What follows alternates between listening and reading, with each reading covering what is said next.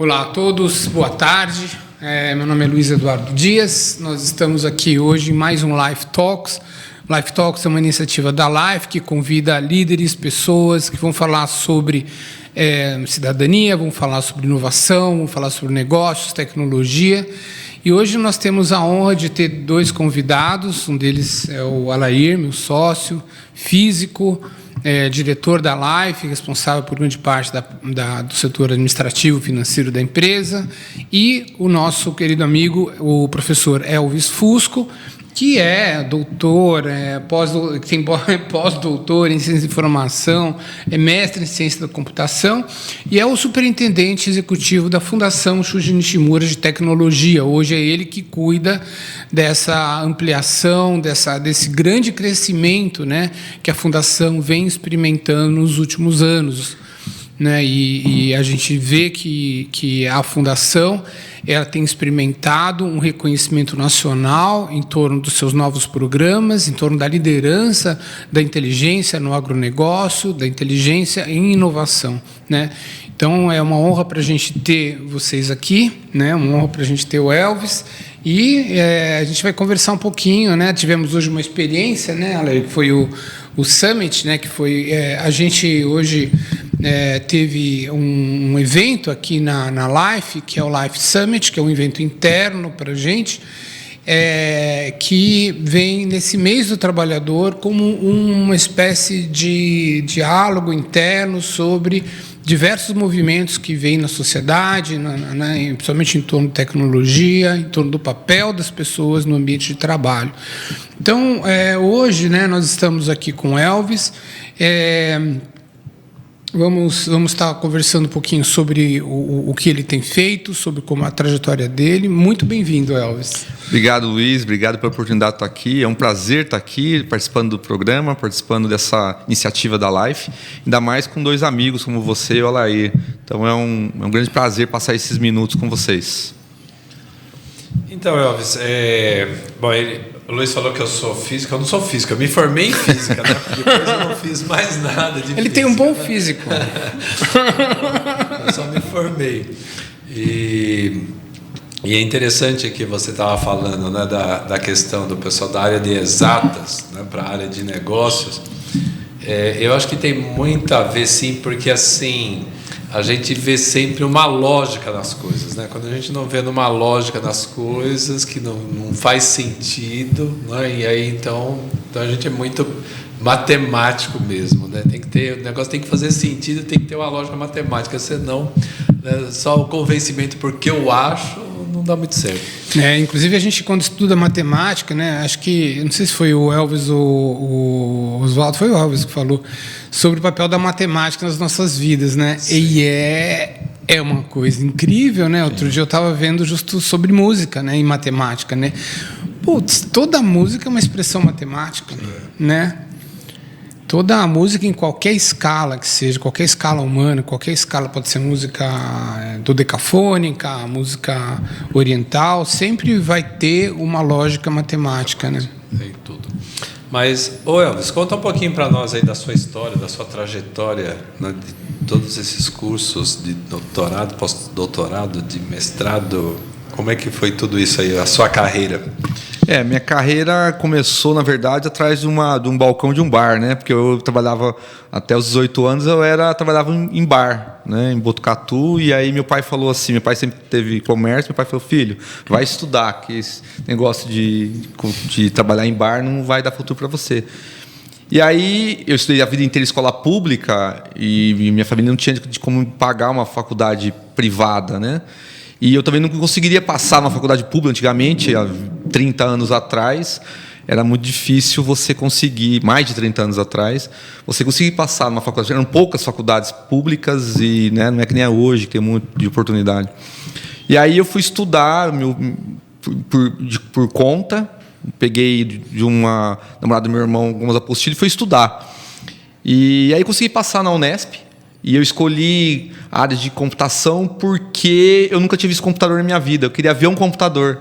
E a única forma de ver um computador é fazer uma faculdade. O problema é que, quando eu fui fazer faculdade nessa área, você não tinha aula em laboratório. era tudo em lousa. Você aprendia as teorias matemáticas por trás da computação. E eu fui ver um computador no segundo ano da faculdade. Então, com 19 anos que eu fui ver um computador pela primeira vez. E aí eu comecei a área de computação, comecei a dar aula logo em seguida e montei uma empresa de tecnologia, sempre empreendi, a minha vida inteira eu empreendi, né? E depois, muitos anos depois, quando eu já estava coordenando cursos, né, trabalhando com associativismo e tal, e aí eu comecei a ir para a área de inovação. Eu fui fazer doutorado em inovação, pós-doutorado em inovação, e aí mudei a minha carreira para a área de empreendedorismo e inovação como profissão, né? Não como empreendedor somente, mas levando isso para as empresas, trabalhando com ambiente de inovação, parques tecnológicos, centros de inovação, incubadoras. E então eu sempre trabalhei com educação, tecnologia e depois empreendedorismo e inovação. Então essas são os 4 principais áreas que eu trabalho. E isso e hoje o mundo, com a transformação digital, com a necessidade de você estar sempre inovando, empreendendo, essas 4 áreas hoje permeiam os negócios, as áreas, né? Então, por isso que eu fico trafegando entre educação, inovação, empreendedorismo, e menos hoje em tecnologia, mais na parte filosófica da tecnologia que pôr na mão na massa. Agora, quando você conta dessa trajetória sua, né, que você só foi mexer no computador no segundo ano, o fato de você ter que aprender lógica, né, antes de aprender programação, te ajudou a construir um determinado tipo de pensamento sistêmico nessa área? Luiz, isso é uma ótima reflexão. Né? Porque hoje as pessoas, os profissionais, eles são muito orientados à tecnologia. Porque hoje quando você aprende, né, você automaticamente quer ver resultado, né? Você faz 2 linhas, você já quer ver um negócio, não, o que vai acontecer? Isso tem um lado bom nisso, que você consegue diminuir a curva de aprendizado ou de resultado na empresa, então você começa a dar resultado rápido, né? E ao mesmo tempo isso também diminui a capacidade de reflexão, de raciocínio lógico, de pensamento crítico, né? Por quê? Porque você fica muito orientado ali à tecnologia, mas não os fundamentos que estão por trás da tecnologia. Toda a computação é baseada na matemática, toda a computação é baseada na teoria dos conjuntos. Se for simplificar, a teoria dos conjuntos é a base da computação. De tudo que você vê, inteligência artificial é a teoria dos conjuntos. Então, isso, e para você construir novos... Aí que está. Para você reproduzir conhecimento, basta você conhecer tecnologia. Você reproduz, você aplica. Né? O que é inovação? Você aplicar tecnologia em vários contextos. Agora, a invenção, que é a criação de novos conhecimentos, você precisa voltar para a base daquela ciência. Então, eu não consigo criar um novo compilador, um novo banco de dados, uma nova lógica de IA, de inteligência artificial, se eu não voltar para a matemática. Eu tenho que voltar para a base para poder criar um novo conhecimento em computação. E em todas as áreas de conhecimento é assim. Perfeito. E aí, você saiu de lá de um bar para ser agora um gestor da Fundação Sunji Nishimura de Pompeia. Exatamente. Muita diferença aí, né? Sim, muita diferença. Mas uma coisa importante, porque eu estava falando a questão do pessoal da Exatas ter uma facilidade ou são bem-vindos para a área de gestão. Mas, do outro lado, o cara de Exatas, questão matemática, porque o que é a matemática? Você quer chegar no resultado. E por que o profissional de exatas vai bem na gestão? Porque ele pensa no resultado. Você quer que eu dê lucro? Então eu vou fazer de tudo para a empresa dar lucro. Você quer diminuir custo? O cara de exatas vai fazer tudo para diminuir custo e gerar o resultado. Só que tem uma coisa mais importante que o resultado, são as pessoas. Uma coisa que eu aprendi na Fundação Sunji Nishimura, não sei se comentei já com vocês em outras conversas, que eu não aprendi em outro lugar, é que pessoas vêm antes de resultado. Então, isso é um aprendizado importante para quem é área de exatas. Entender que as pessoas são mais importantes. Então, você tem que desenvolver essa habilidade de gerir pessoas, de respeitar o limite das pessoas, de trazer as pessoas juntas. Ou seja, não adianta eu conseguir alcançar o resultado sozinho e deixar um monte de gente para trás. Eu tenho que levar elas juntas. E são as pessoas que ajudam a gerar resultado, né? Porque se as pessoas também só com máquina, só com computador, também não sai resultado. Né? É que assim, às vezes sozinho você vai mais rápido. Você consegue ir rápido sozinho, mas com as pessoas você vai mais longe. Isso. Você entendeu? O resultado Então, as pessoas da área de exatas, elas precisam aprender isso. E nós fomos muito focados, orientados, doutrinados a trabalhar com resultado. E a gente tem que agora também agregar, não deixar de ter esse perfil, mas agregar o perfil de trabalhar com gente. E isso traz uma outra reflexão muito importante, né, que a gente sempre esquece muitas vezes dela, que é, a gente fala sobre a tecnologia, nós vamos falar sobre inteligência artificial, nós vamos falar sobre machine learning, e nós não vamos falar sobre as pessoas que não estão incluídas nesse processo, né? Nas pessoas que, na massa de gente que não tem, como você não tinha acesso ao computador, não só não tem acesso ao computador, mas não tem acesso à lógica que dirige, né, a sociedade moderna. Né? Quer dizer, as pessoas, muita gente está excluída desse processo, né? E muita gente, existe hoje, né, uma preocupação muito grande, né, principalmente do empresariado, né, das associações, né, de ampliar esse foco, de trazer mais gente para esse mundo, vamos dizer, digital, né? Mas a gente vê que existe uma uma exclusão digital muito grande no nosso país e em outros países também. Mas como que você vê esse aspecto, Elvis? Eu acho que você já tocou no ponto crucial aí. Isso é histórico. Todas as revoluções tecnológicas, as chamadas revoluções industriais, desde a primeira revolução industrial, né, ali das máquinas a vapor, passando pela segunda revolução industrial, a questão da eletricidade, depois da terceira revolução industrial, a computação, e agora a quarta com a IA, com a integração de várias tecnologias, todas essas revoluções trouxeram exclusão de pessoas. Né? Todas as revoluções tecnológicas trazem exclusão de pessoas, como você bem já pontuou. Isso é posto, isso não tem como mudar. Certo. Mas qual que é uma iniciativa, um esforço de minimizar esse impacto? A educação. A educação é o contraponto para a inclusão, para a exclusão, para gerar a inclusão. Por quê? Porque quando veio a segunda revolução industrial e a industrialização, o filme do Chaplin falava sobre isso e tal, quando você capacita as pessoas para poder trabalhar com as máquinas, mas potencializar o uso das máquinas e não ser excluída, substituída pela máquina, é a mesma coisa hoje. A gente precisa capacitar as pessoas para melhorar a produtividade delas com a inteligência artificial, com tecnologias digitais, etc. Né? Então, essas evoluções tecnológicas, elas vieram para melhorar a performance do humano, para complementar limitações do ser humano. A IA, por exemplo. Se eu peço para você produzir um documento, você vai demorar lá 10 minutos para produzir um relatório. Eu peço para uma IA generativa fazer, ela vai produzir 1 milhão no mesmo tempo que você.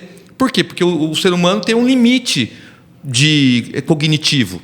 Então, a tecnologia consegue ampliar isso. Agora, se eu capacito as pessoas para utilizarem a IA generativa, ou seja, eu faço com que elas sejam 1 milhão de vezes mais produtivas. E elas não vão ser substituídas, elas vão simplesmente utilizar a tecnologia para maximizar o trabalho dela. Então, a educação, de novo, né? A educação é a chave para eu diminuir a exclusão nessas evoluções tecnológicas. Perfeito, perfeito, é isso mesmo. Porque hoje a grande exclusão é do pessoal que não tem conhecimento nenhum, que não tem formação nenhuma, né? O pessoal que é totalmente analfabeto. E onde tem informação, tem uma demanda muito grande de mercado. A gente fala, tem muito emprego e falta gente qualificada com educação. Esse ponto que eu disse, ele está no nível da iniciativa privada ou da sociedade. Então, as empresas têm que pensar, as famílias têm que pensar isso, as empresas têm que pensar isso, as escolas, as faculdades têm que pensar isso. Agora, a gente tem que, como Estado, ir por um nível ampliado disso. A gente tem que formar pessoas que vão criar essas novas tecnologias. Porque hoje a gente está correndo atrás para capacitar nossos profissionais, nossos jovens, para poder utilizar as tecnologias, para não ficarem para trás e serem excluídos, como você disse. Mas como Estado, como estratégia de país, a gente tem que estar pensando em formar pessoas para gerar essas evoluções tecnológicas. Entendeu? Sim. Que aí a gente vai para um nível superior, ou seja, nossos jovens vão estar criando essas tecnologias que os outros países, outras pessoas vão ter que estar correndo atrás para aprender. Hoje a gente corre atrás para aprender tecnologias que os outros países criam. Entende? E o Brasil, pelo potencial da sua população, o brasileiro é uma pessoa bastante adaptativa e criativa. O que falta no brasileiro? Formação técnica, porque a parte de habilidades ele já tem, falta de competência técnica, porque aí o brasileiro é imbatível. Tanto que o profissional brasileiro de TI, por exemplo, engenheiros brasileiros são importados por vários países do mundo. O Canadá busca brasileiro aqui, a gente tem vários profissionais que nossas empresas aqui de Marília estão perdendo para empresas europeias, israelenses, americanas, canadenses, que agora ele não precisa nem ir embora mais, ele trabalha em home office. Exato. Por quê? Porque ele sabe que o brasileiro produz, é criativo, etc. Então a gente precisa ter uma estratégia de Estado, uma estratégia de país para aproveitar essa mão de obra que a gente tem, esse capital intelectual que nós temos, para gerar tecnologia, não somente importar e aprender a usar a tecnologia. Muito bom. E essa questão aqui, foi colocada essa questão que eu acho até importante, né, sobre a experiência do ensino presencial. A gente sabe que na Fundação Nishimura vocês têm basicamente só ensino presencial, né? Ou como que vocês operam? Por que vocês optaram por isso e qual que você sente que é a diferença de performance entre quem está presente e quem não está, quem está remoto? Tá, então eu vou resumir lá a fundação do ponto de vista da educação, né? Porque nós temos a área de educação e a área de pesquisa e inovação. Na educação nós temos um colégio, o Colégio Sunji Nishimura, do ensino infantil ao ensino médio, ali é presencial, legislação brasileira, ponto. A gente tem o Senai, parceria com o Senai de São Paulo, certo. Passam mais de 3 mil alunos pelo Senai de Pompeia.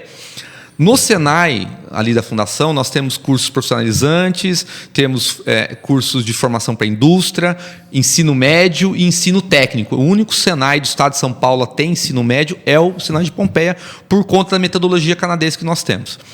Ali no Senai, ensino médio presencial, também, legislação. Mas nós temos muita formação em educação à distância ali. Então, no Senai, nós temos educação à distância. A gente faz em torno de 2.000 matrículas por ano em educação à distância. Né? O Senai Pompeia ele faz em torno de 5.000 matrículas, um pouco mais, por ano. Só em Pompeia. Tá? E aí a gente tem uma faculdade pública, numa parceria com o governo de São Paulo, a primeira parceria público-privada do governo de São Paulo, que criou a FATEC, né, Faculdade de Tecnologia de Pompeia, que fica na Fundação. Ali a FATEC, nós temos 2 cursos que são inéditos no Brasil, e um deles é único na América, não tem outro, que é o curso de Tecnologia e Mecanização em Agricultura de Precisão, e o outro, Tecnologia em Big Data no Agronegócio. A FATEC também só trabalha com cursos presenciais.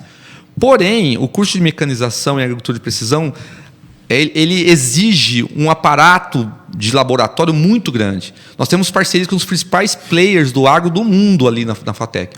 E é difícil a gente reproduzir isso em outros lugares do Brasil. A gente tem demanda do Piauí, do Mato Grosso do Sul, do Paraná, para replicar esse curso em outros lugares.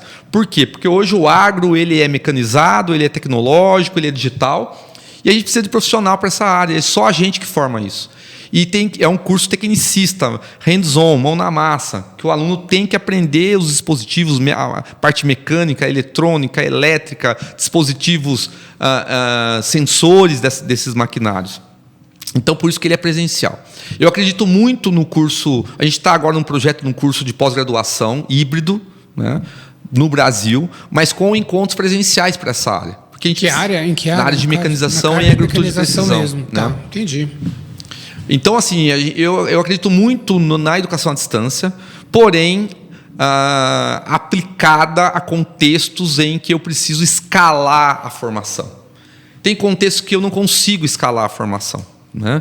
Mesmo com tecnologia de realidade aumentada, hoje a gente tem projetos de realidade aumentada, realidade virtual na indústria, para poder simular máquinas, operação, manutenção de máquinas, mas muitas vezes é necessário que o profissional ele tenha acesso efetivo à máquina real. Né? Então, eu acho que o hibridismo é uma tendência, ainda não é muito comum em muitos lugares do mundo, né? Essa questão do EAD é forte no Brasil. Em Portugal, você tem uma universidade credenciada para fazer educação à distância, a Universidade Aberta de Lisboa, única universidade. Né? Então, na Europa, você não tem quase educação à distância, nos Estados Unidos também não, né? Do ponto de vista de educação formal. O Brasil que criou essa expansão, na minha opinião, sem muito critério, e que hoje caiu muito descrédito a formação à distância.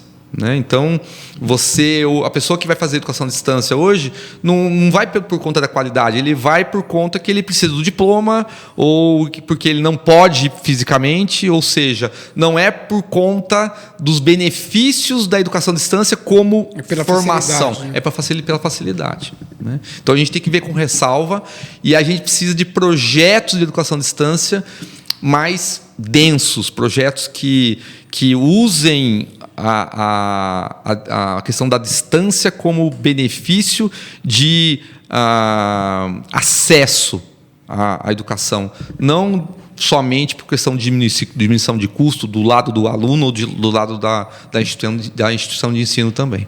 Tem que ter um equilíbrio, né, muito bem acertado nisso para que não tenha prejuízo. Né? Exatamente. Porque, como você falou, não tem como o aluno que vai trabalhar com uma máquina fazer um curso só à distância se ele nunca sentar na máquina, né? Nunca sentar na frente do computador para você programar. Né? Então, realmente precisa ter esse equilíbrio. É extremamente importante isso. Tá bom. E quais são, você acha que tem, quais estão sendo as medidas para se adotar isso? Tem tido estudos, pesquisa para ver qual que é o melhor ponto, como você falou, estudando uma pós-graduação nisso, para um híbrido? Vocês têm trabalhado, pesquisado nisso, então? A gente com essa metodologia que a gente utiliza do Canadá, a gente está fazendo algumas validações. A gente tem uma parceria agora com o PSEG, uma instituição de ensino lá de Piracicaba que opera os MBAs da USP. Né? A gente fez um acordo de cooperação para aplicar a metodologia Profound Learning nos cursos da USP agora em nível de pós-graduação, porque os cursos da USP de pós-graduação MBA são 100% online síncrono, não assíncrono. Né? Eles têm mais de 50 mil alunos no mundo, né? Porque eles têm uma tecnologia de tradução simultânea. E a gente está validando. Então, acho que essa questão de você verificar a qualidade do aprendizado, né, num ambiente à distância, comparado com o ambiente físico, ou seja, você transformar a escola, a instituição de ensino, num P&D. Usar as mesmas metodologias que a gente tem de experimentação, de verificação de resultado, de pivotar. A gente tem que usar isso na educação também. A gente não pode simplesmente achar que a educação é commodities, entendeu? Que o importante é você entregar o diploma e não importa que aquele aluno ele não está trabalhando na área. Que isso acontece no Brasil.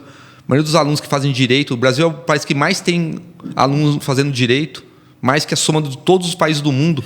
E aí você vai perguntar, fazer um acompanhamento de egressos, quantos desses estão trabalhando com direito? Os engenheiros que fazem engenharia no Brasil, quantos estão trabalhando como engenheiros, administradores, etc. Né?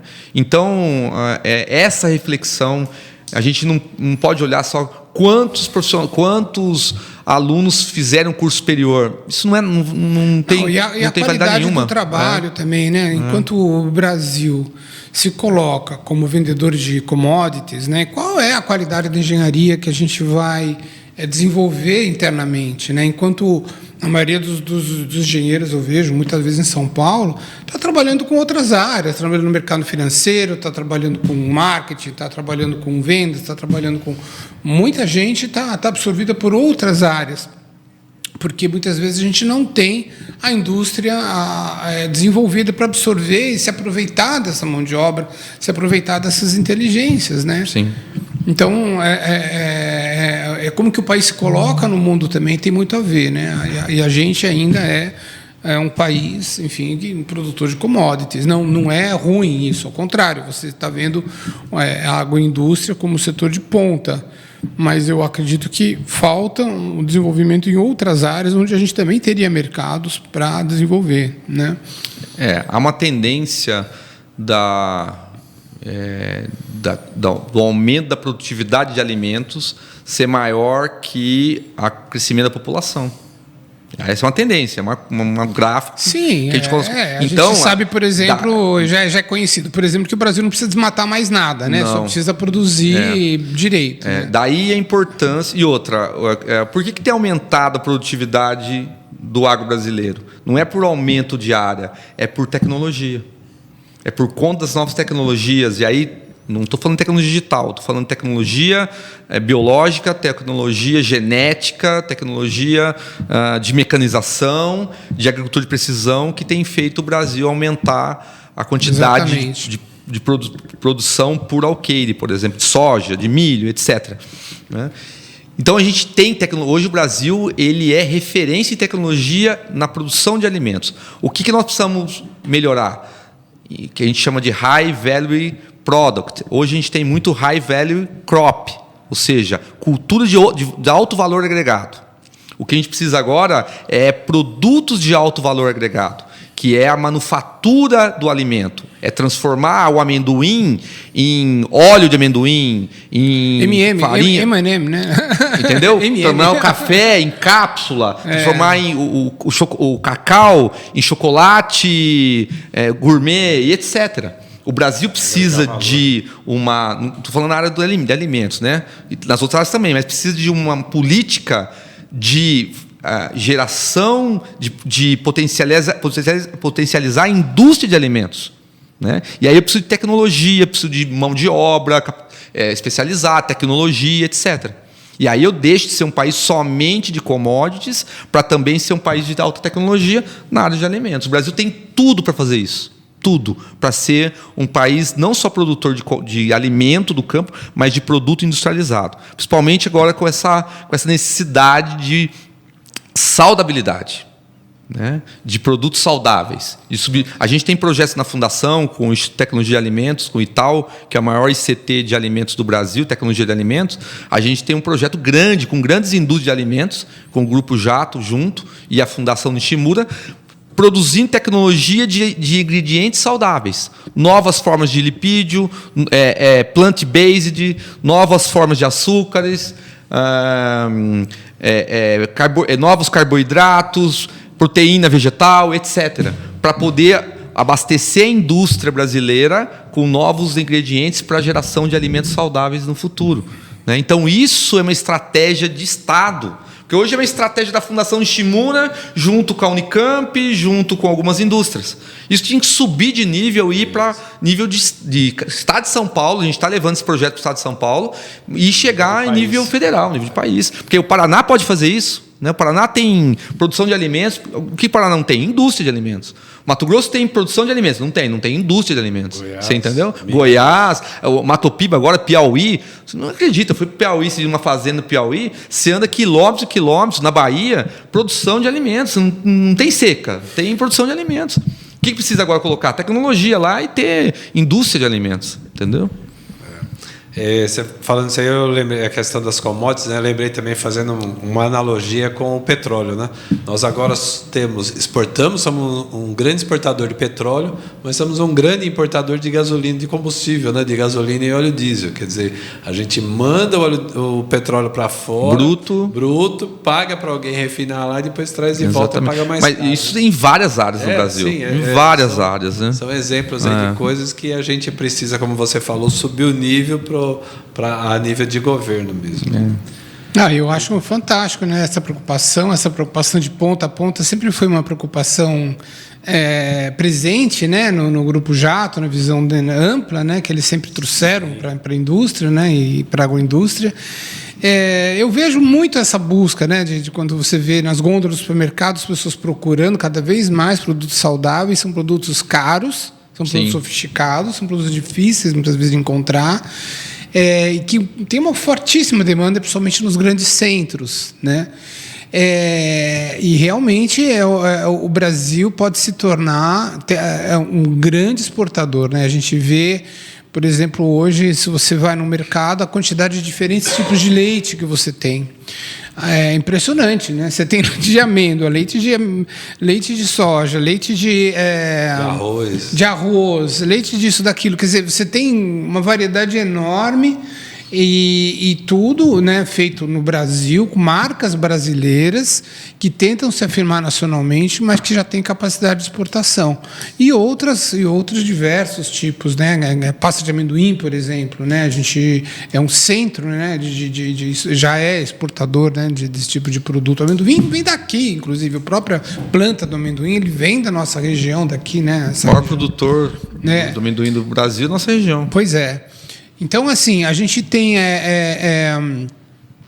um potencial enorme, né? A gente vê tudo isso se criando, né? E vocês estão de parabéns aí, né? Porque isso é justamente criação de valor, né? Exatamente.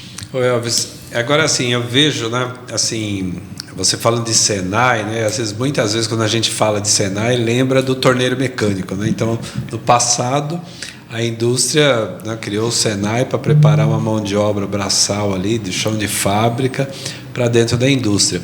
E hoje, né, até o contexto da própria fundação já é diferente, né? Já é de criar pessoas, colocar na cultura dos alunos de se tornarem empreendedores, né, de montar uma empresa, criar uma startup e de trazer isso para dentro da indústria, né? Eu vejo isso como uma revolução também, né? Porque na cultura, porque antes era assim, você falava de Senai, até muita gente lembra de Senai, lembra daquela rural que tinha, né, ali na Sampaio Vidal no Senai. Hoje o conceito é totalmente diferente. E para mim foi uma surpresa agora você falar da quantidade de inscrições de cursos online que tem em Pompeia, né? Que para mim isso foi uma surpresa, que eu não imaginava que tinha tanta gente assim fazendo curso EAD através de Pompeia. Então, como você vê essa revolução e o quanto... Eu sei que lá em Pompeia estamos criando um centro de inovação, né? Conta para nós um pouquinho aí dessa ideia e desses projetos. Sim, o Senai fica o convite para quem está aqui nos assistindo, né? Para ir conhecer a Fundação, né? A Fundação ela é um centro de visitação muito grande, mas é uma visita imperdível. E o Senai de Pompeia ele é um ambiente de excelência, né? E hoje a gente vai lá no Senai de Pompeia e vê os laboratórios, as oficinas, e o foco se dá hoje em profissionais do conhecimento. Se você pega a fábrica nova da Jato, recém-inaugurada ali em Paulópolis, em Pompeia, você tem uma fábrica 4.0, uma das fábricas mais modernas do Brasil, né? Em que há uma automatização muito grande, uma robotização muito grande, e eu não posso mais ter aquele profissional que simplesmente opera uma máquina, mas ele tem que operar com inteligência, ele precisa programar a máquina, ele precisa pensar o processo como um todo, sistêmico. E o Senai ele provê essa formação, né? O Senai tem uma área muito forte lá em Pompeia de manufatura aditiva, trabalhando com questão de impressão 3D, scanner 3D, curso na área de tecnologia da informação. E a gente está criando lá na Fundação um projeto em parceria com o governo de São Paulo, com o governo federal, a FINEP, Senai, Estado de São Paulo e Grupo Jato, junto com a Fundação Nishimura, de um centro de inovação. Precisamente o Senai ele vai ter um UpLab dentro do Centro de Inovação. O UpLab é um espaço de fomento a empresas de base tecnológica e industrial, startups para a indústria, Inditex, né? Ou seja, para fomentar para que os alunos criem soluções tecnológicas para a indústria, empreendem. Porque, assim, ao invés de eu ter um funcionário na minha da indústria, eu posso ter uma empresa que presta serviço para mim. Então, ao invés daquele aluno ser um funcionário da minha empresa, ele vai montar uma startup e a startup dele vai prestar serviço para mim, né, com tecnologia. Então, essa é a visão que nós temos ali em parceria com o Senai. E o Centro de Inovação da Alta Paulista, que é o que nós estamos construindo, é um centro de inovação que vai ser o primeiro ambiente de inovação da Alta Paulista. Então, toda a Alta Paulista, a gente está com esse projeto com o governo, até para desenvolver a Alta Paulista, né? A gente olha o mapa do estado de São Paulo, você vê os ambientes de inovação, parques tecnológicos, centros de inovação, incubadoras do lado direito do Rio Tietê, da barranca do Rio Tietê, né? Vindo lá São José dos Campos, São Paulo, Campinas, Rio Claro, São Carlos, Ribeirão Preto, Rio Preto. E aí do lado de cá, principalmente daqui até o Paraná, você não tem nada. né? Então, esse é o movimento que nós estamos liderando ali, que a Fundação está liderando, a gente até nomeou como Centro de Inovação da Alta Paulista, para estimular investimentos na nossa região, para esse corredor aqui. É um corredor muito rico, né? Nós temos nesse corredor um cluster de amendoim, que é o maior do mundo. Temos um cluster de ovos, que, se não me engano, é o terceiro do Brasil. Né? Temos o cluster de café aqui em Garça, temos o cluster da indústria de alimentos, o único APL de alimentos, da indústria de alimentos, também fica aqui na nossa região. Então, a gente precisa agora estimular o desenvolvimento de tecnologia, para a gente sair somente de commodities e agregar valor ao que se faz na área do agro, da saúde, da biotecnologia, etc. Então, essa é a nossa visão. E o Senai é o primeiro centro de inovação que o Senai está junto, em parceria, é esse da Fundação Centro de Inovação da Alta Paulista, que a gente, nos próximos meses aí, a gente vai estar divulgando bastante, trazendo bastante novidade para a região. Principalmente para os alunos, né, que vão ter um locus para desenvolvimento de tecnologia e inovação.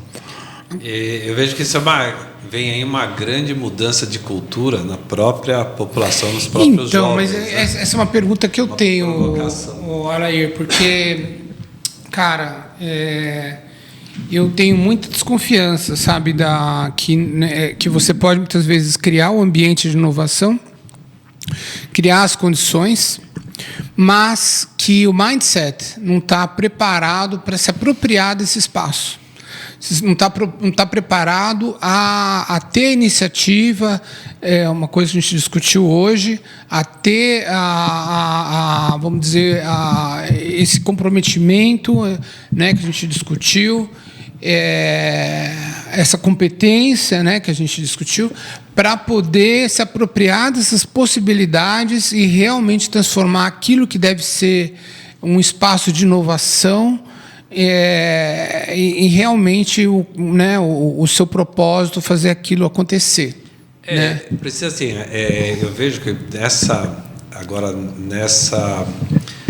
esses jovens novos, nessa nova geração que está vindo aí, já começam a ser preparados, no caso lá da Fundação, com uma visão, uma cultura totalmente diferente, né? Eu não estou estudando me formar para ser um funcionário ou trabalhar na empresa, mas eu vou ser um empresário, né? Eu vou ter o meu negócio, eu vou ser empreendedor, né? E isso muda tudo.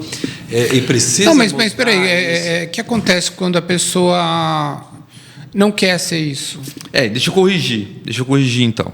O que nós estamos trabalhando, e eu entendi sua pergunta, entendeu? Vou responder assim, também. Numa estrutura grande, por exemplo, como a nossa, como é que cada um pode se imaginar inovador, criador, vamos dizer, pleno na sua criatividade, sem necessariamente eles ter que se imaginar empresário. Deixa eu falar um pouco sobre isso.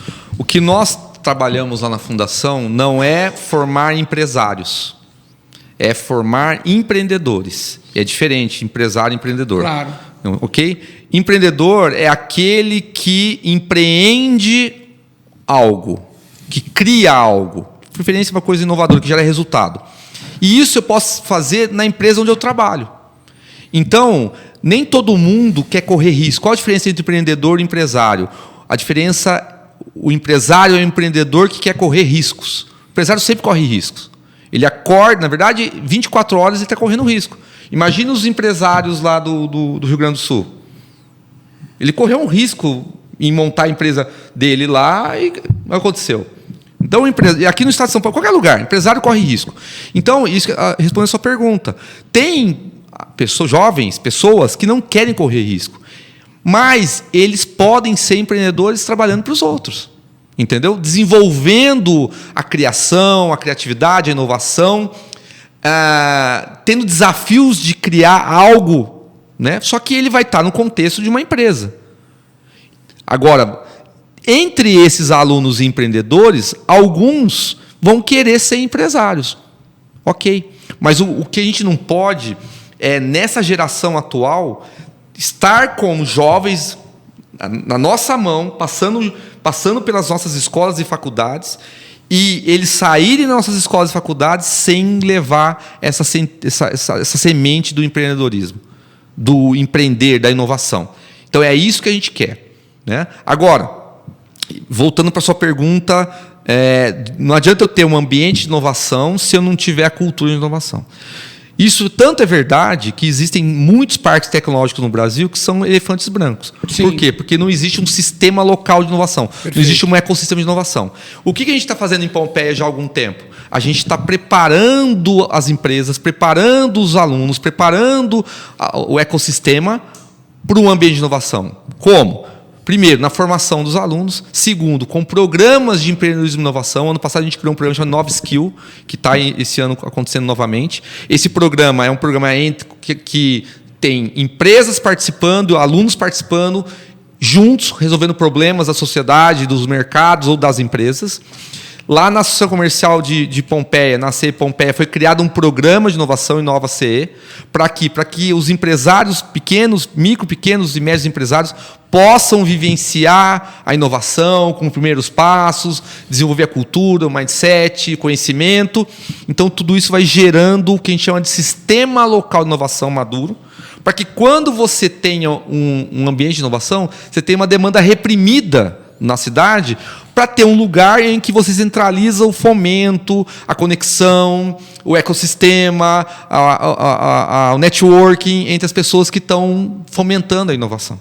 Então, eu primeiro preparo o terreno daquela cidade, articulando os atores da quádrupla hélice, universidades, governo, empresas, organizações da sociedade civil, fomentando entre os jovens, os alunos e os empresários, o poder público sendo o agente indutor do processo, principalmente, né? Então, lá, no caso de Pompeia, a gente tem os atores da quádrupla hélice agindo em conjunto, a Associação Comercial, a Fundação Nishimura, FATEC, Jato, Prefeitura, empresas. E, quando vier o Centro de Inovação, a gente vai começar pequeno. Já vai nascer pequeno o Centro de Inovação por tanta demanda que a gente vai ter, que a gente já está tendo, de empresas querendo ter seus labs lá, alunos já tendo startups, já tem startups sendo aprovados em programas da FAPESP, em programas... A gente teve agora um time da FATEC que ganhou o hackathon da maior feira do agro do mundo, que é a AgriShow. Tinha mais de 100 times lá e eles ganharam o hackathon. Maravilhoso. Né? É uma prova, né? Essas horas é uma prova da maturidade do ecossistema. Se sente vencedor em vários sentidos, né? Então não adianta você construir prédio, Luiz. Não adianta construir prédio e falar assim, aqui a gente sabe é a disso. sua pergunta. Entendeu? Não adianta. Não, porque é uma questão que a gente tem discutido ao longo dos anos aí na associação, na CERT, né? Que você precisa justamente desse mindset, você precisa das várias entidades, várias organizações, instituições juntas no propósito, né, de construir, de provocar, né, esse debate, né, de maneira viva, né, e trazer os alunos, trazer a sociedade para esse tipo de pensamento, para esse tipo de propósito, né. Tem que mexer na cultura, né? Mexer na cabeça, mas tem muito a ver, para mim, tem muito a ver com o Elvis lá no bar. Cara, será que vou fazer mais uma média? Ou será que eu vou sair daqui e vou fazer mais um pão na chapa? Ou vou fazer uma coisa diferente na minha vida? Essa inquietação, né, que ele teve, esse primeiro ano que ele descreveu, primeiro aprendendo lógica, essa dedicação, essa paciência, essa visão né, que você teve em algum momento, que eu acho que os jovens também têm que ter em algum momento essa visão de que esses estados, né, vamos dizer, de letargia ou de congelamento, né, da realidade, essa sensação, né, que muitos jovens têm, né, de passividade em relação ao mundo, ela pode ser superada também, né? Eu vou resumir isso que você falou e vou deixar uma dica aí para os seus ouvintes e telespectadores aqui do programa, deixar a indicação de um livro. Esse livro chama O Poder do Incômodo.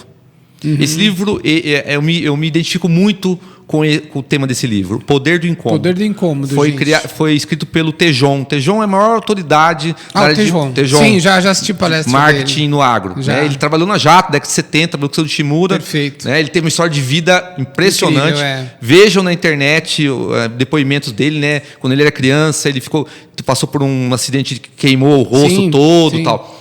Poder do incômodo. O incômodo faz a gente sair do ponto A para o ponto B.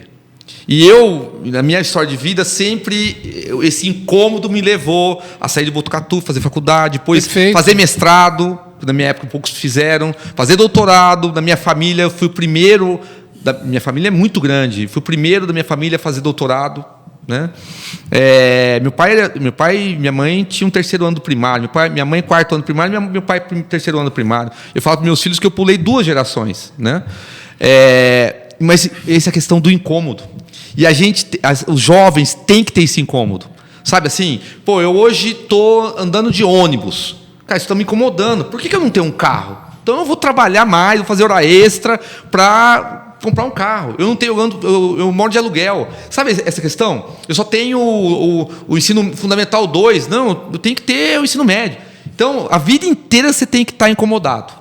E esse livro é interessante. Deixo aí como sugestão para vocês lerem O Poder do Incômodo. Perfeito. Legal, muito bom. E aí, Elair?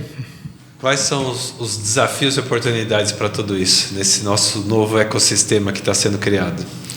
O desafio é as pessoas, aquilo que a gente falou agora há pouco, que o Oswaldo falou agora há pouco, que é se conhecer, para poder saber, para eu poder estar nesse mundo, para eu poder estar nessas oportunidades que existem, qual o gap que existe em mim?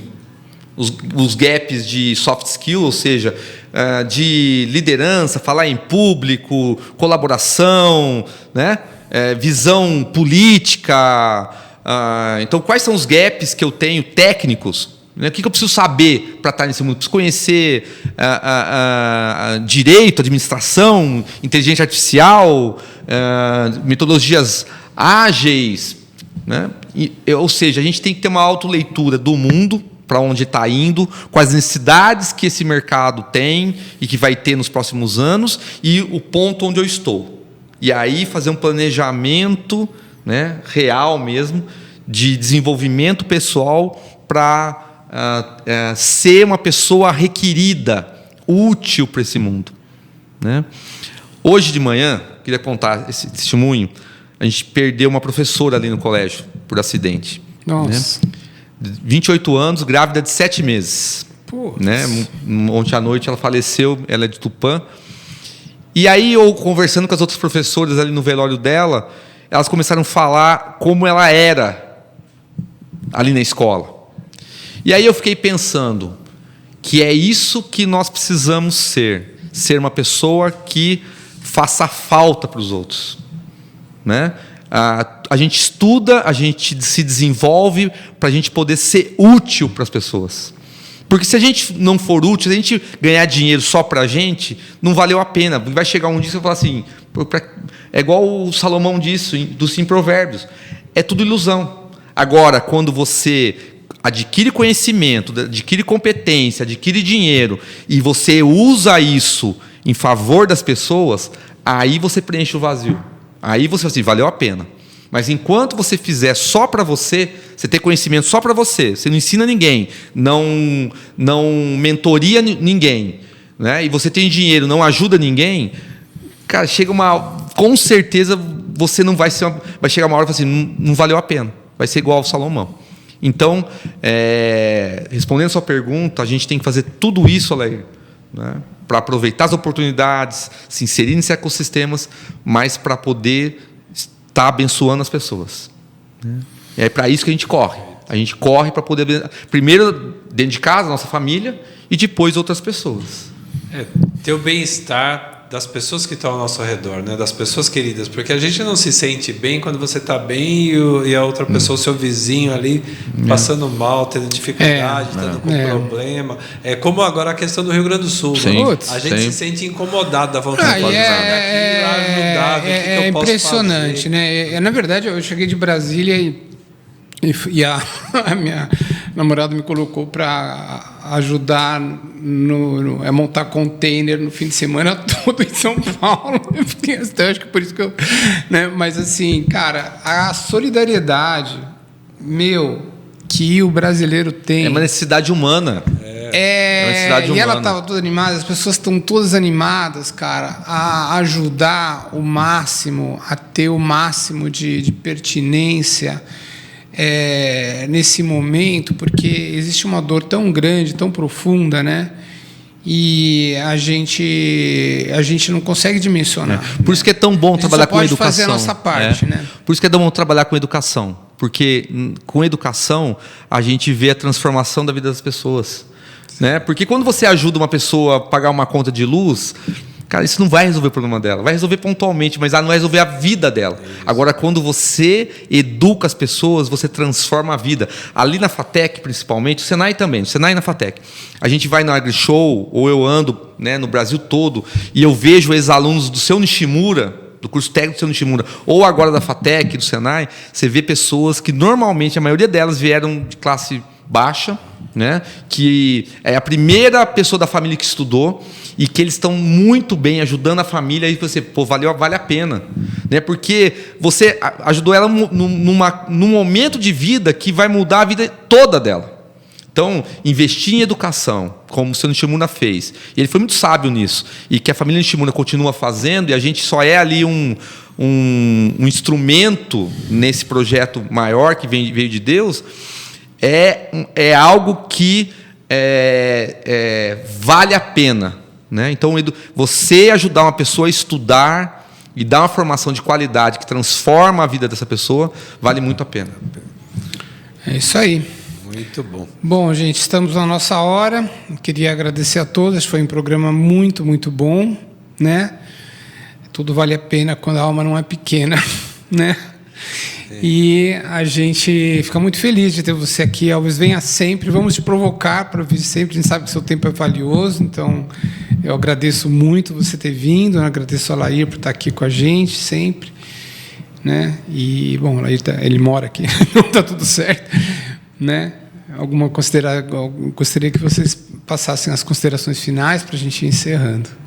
Só tenho a agradecer ao Elvis essa experiência, né, e ter esse prazer de estar convivendo junto ali em Pompeia, né, da gente estar inserido, porque não podemos ficar fora disso, desse contexto todo. E como você falou, né, dá uma satisfação pessoal muito grande a gente ver os jovens, ver o pessoal engrenando, o pessoal melhorando, o pessoal crescendo, né? Mesmo aqui dentro da empresa, né, tantos que têm essa jornada grande, né, ao longo desses 25 anos, vários aqui com a gente, de estar melhorando, se qualificando na educação, que estudaram, né, fizeram pós-graduação e tudo, então cada vez melhor o quanto eles crescem. Então isso dá um prazer muito grande. Então ficamos muito felizes de estar nesse meio, desse contexto, e fazendo parte dessa nossa centro de inovação regional aqui de Pompeia. Sim, bom, eu que agradeço. É muito bom você passar um tempo conversando com amigos. Isso é algo prazeroso, né? Então, para mim, foi um prazer estar aqui, e sempre que eu for convocado, estarei aqui. Nós estamos na Grande Pompeia, né? Fazemos parte da Grande Pompeia. É isso aí. Obrigado a todos pela audiência e até mais.